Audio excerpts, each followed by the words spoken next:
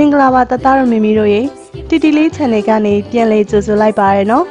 တီတီလေးရဲ့ channel ကနေတသားမီမီလေးတို့အတွက်ပျော်ရွှင်စရာနဲ့ဗဟုသုတရစေမယ့်ပုံမြင်လေးတွေအမြဲပြောပြပေးမှာဖြစ်တဲ့အတွက်တီတီလေးတို့ရဲ့ channel လေးကိုခဏခဏလာရောက်လည်ပတ်ပေးဖို့ဖိတ်ခေါ်ပါရနော်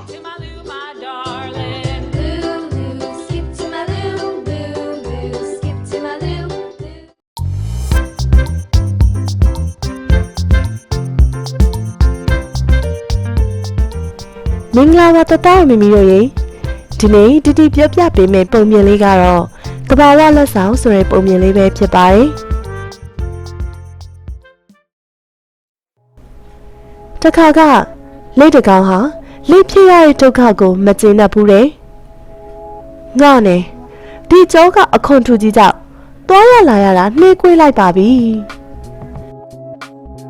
အဲ့ဒါကြောင့်သူတို့ကိုနှေးကွေးတဲ့ဘက်မှာချန်ပီယံလို့သမုတ်ကြတာကိုရှင်းမဲ့ယုံတော့မှာအခွန်ထူမရှိဘူးအဲ့ဒါကြောင့်ဖြက်လက်ပေါ်ဝါနေရဲ့ထင်ပါရဲ့သူတို့ကိုအားကြပါပြီဒီပြဿနာကြောင့်လက်ကမြေခွေးကိုတိုင်မနေဒီမေတငယ်ချင်းမြေခွေး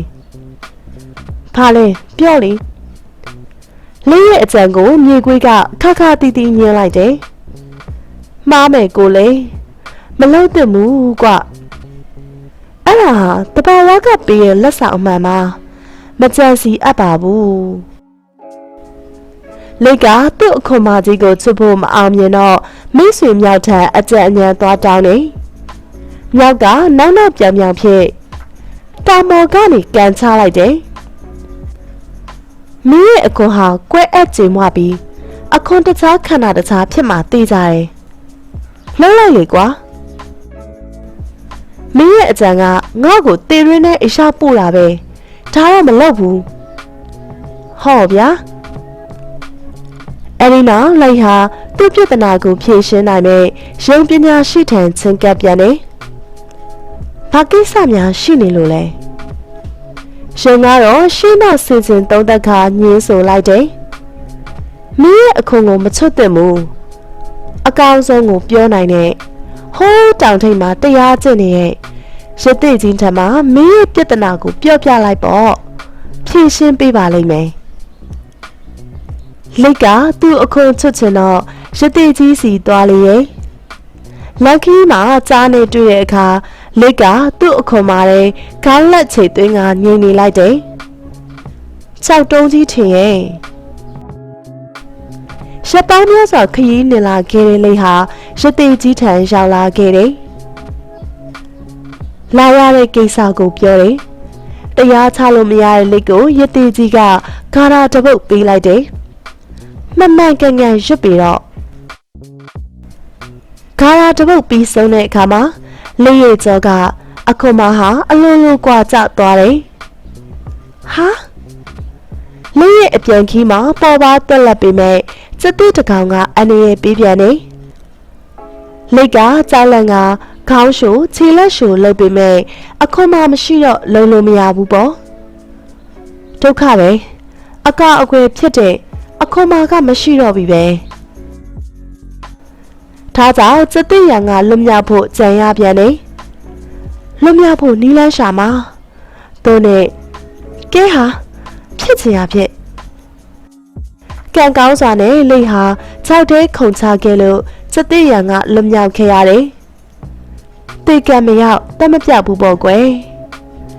ဒဏ်ရာများစွာနဲ့ရုပ်ပြက်ဆင်းပြတ်တော့ဖြစ်သွားရရှာတယ်ဒဏ်ရာတွေနဲ့တစ်ပင်အောင်မှခိုးနာရင်နောင်တရလာတယ်ဒီလိုစိုးကျိုးတွေဖြစ်လာခဲ့တာဟာငါအတွေ့ငါအယူအဆတွေမှားယွင်းခဲ့လို့အခွန်ရှိခြင်းမရှိခြင်းရဲ့အကျိုးနဲ့အပြစ်ကိုလက်ခမနားလေသွားတယ်ရှိခြင်းမရှိခြင်းအခုမရှိလို့တက်လက်စွာသွားနိုင်ပေမဲ့ဟိဟိအခုမှပဲစိတ်သွားတိုင်းကိုပါတယ်အခုမရှိတဲ့အတွက်ဘဝကိုလုံခြုံမှုမပေးနိုင်တာသူသိရှိသွားတယ်အဲ့ဒီနောက်လေးဟာရတိကြီးထံသွားကသူ့ရဲ့အမားတွေကိုဝင်ချတောင်းပန်တယ်ရတိကြီးလည်းအမြင်မဲ့ရသွားတဲ့လက်ကိုတဘာဝအတိုင်းဖြစ်စေတဲ့ဂါရာကိုရွတ်ဆိုပေးလိုက်တဲ့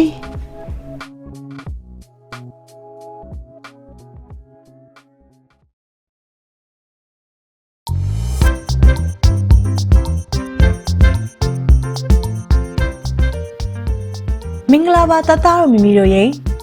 ဒီနေ့တီတီပြပြပေးမယ့်ပုံမြင်လေးကတော့သွားနေရှာဆိုတဲ့ပုံမြင်လေးပဲဖြစ်ပါတယ်